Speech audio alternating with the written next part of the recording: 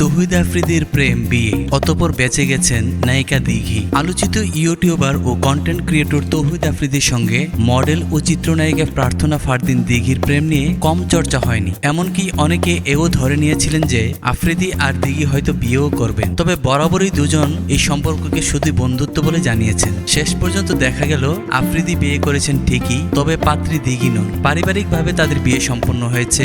আফ্রিদির স্ত্রীর নাম রামিসা আল রিসা। এদিকে আফ্রিদির বিয়ে হওয়াতে একরকম বেঁচে গেছেন বলে মন্তব্য করেন দিঘি। একথা দিঘি তার বন্ধু আফ্রিদিকে জানিয়েছেন। দিঘি বলেন, সত্যি সত্যি তৌহিদ আফ্রিদির বিয়ে হওয়াতে আমি বেঁচে গেছি। আমি তো বিয়ের পরপরই ওর ফোন ধরে বলেছি, যাক বাবা তুই আমার বাঁচাইছিস।